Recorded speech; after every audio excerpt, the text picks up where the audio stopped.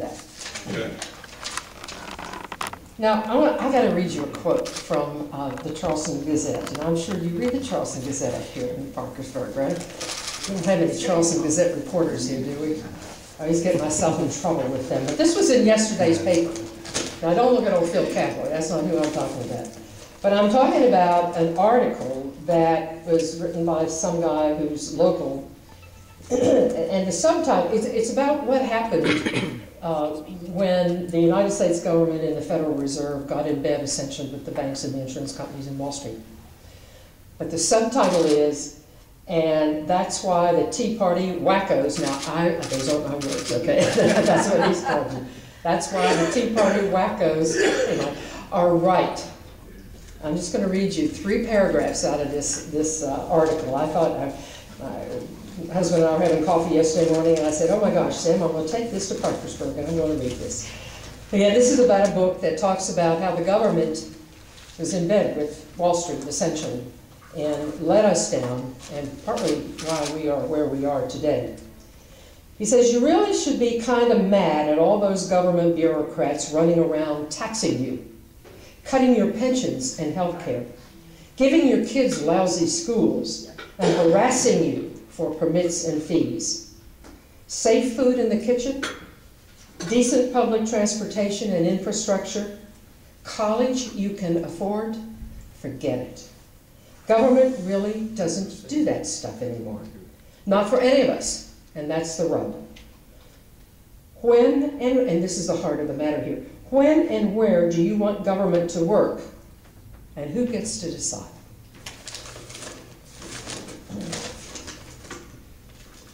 Now, he says he's not a finance or economic expert, but the book matches what we've witnessed over the last 2 decades. What it says is a bunch of criminals or complete idiots blow up the United States economy, and we have to bail them out over and over and over again. What's the name of the book?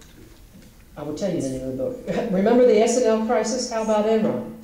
And so you should be mad, too, because you pay taxes and you work hard if you're lucky enough to have a job. But the government will never bail you out. And then he ends, this is hysterical. The banks frankly own the place. Senator Dick Durbin, he's a Democrat from Illinois. Actually, I think the entire government is going to be from Illinois, from Chicago really soon. The banks frankly own the place, says Dick Durbin, delegate in Illinois. He said in 2009, President Obama pretty much admitted the same thing at a meeting with top bankers that year. That was the year where everything was falling apart. He says, my administration is the only thing between you and the pitchforks. And I guess that's supposed to be reassuring. I love this article.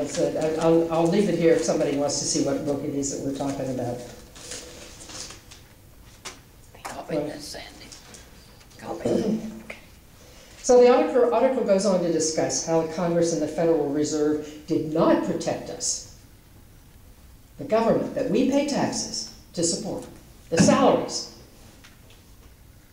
that we pay, they did not protect us from the likes of Goldman Sachs and AIG, who absolutely went on a spending binge that was rooted in greed so that they could invent all these different types of financial instruments without ever taking into consideration what would happen when anything went wrong. And here we are, trillions of dollars in debt. We, the people, bailed them out. And not only did the government not take our side, it colluded, it actually colluded with those companies. They got in bed with those 2 companies. Banking and in insurance industries, when it repealed the Glass-Steagall Act, which actually said that banking and insurance could sell financial instruments, actually could get in the brokerage business, so that everybody could wear all kind of hats that they wanted to do. Because banking and insurance couldn't stand the fact that all they could do was sell CDs and insure people. They had to get into the financial industries. And that's what happened. And that's where it all started. So now, the government, our government, owns part of General Motors. Who in the world would have thought? the government owns part of General Motors. You know what bugs me about that? Ford, who didn't take any government bailout money, stayed afloat. Good business practice, stayed afloat. Now, if I were a stockholder in Ford, I'm not, or one of the officers of Ford, my taxpayer dollars are went to bail out my competitor, GM. It isn't right. Free markets have to rule. It wasn't right. So the government owns part, we own part of GM. The government, we, are trillions of dollars in debt. That's trillions and growing all the time. The government is trying to tell us what we can and cannot feed our kids. Truly, truly.